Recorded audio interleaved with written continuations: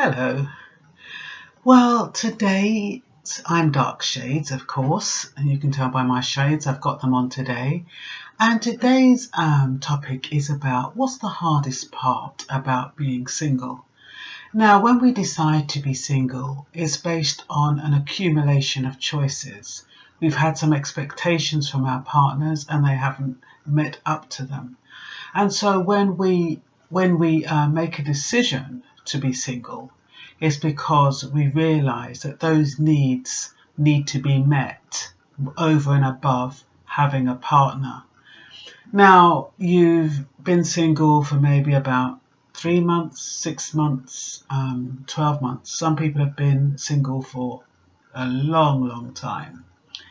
But when you're single and you realise that you've made yourself single because you either couldn't tolerate the behaviour of your ex-partner or because you decided that it just wasn't working for whatever reason, what do you miss now? What do you miss most about being single?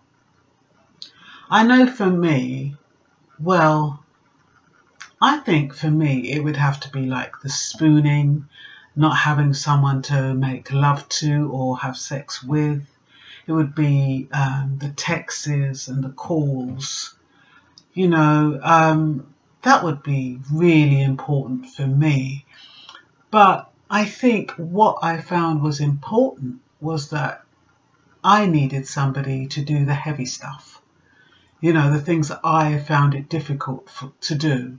And I think when you have a partner, it's supposed to make your life easier. It's just like, otherwise, what is the point?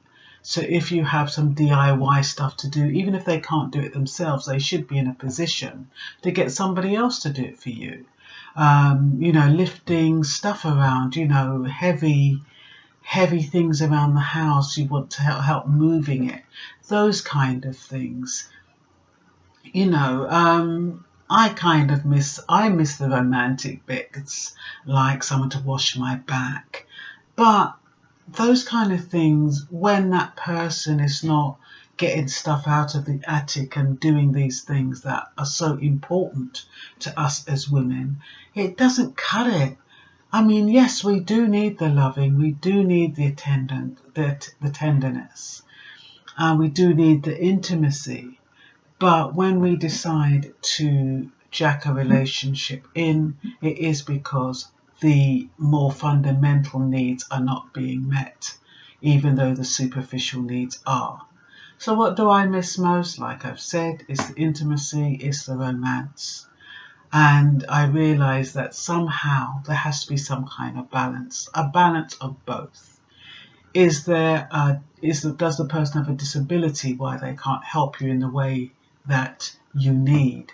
Is it because you're not asking the person, or is it because you ask the person and the person is just not willing to do it, or he delays and delays and delays until you just get fed up of it? They call that learned incompetence. When somebody doesn't want to do something, they make sure they behave in such a way that you don't ask them to do it again. And some men do that.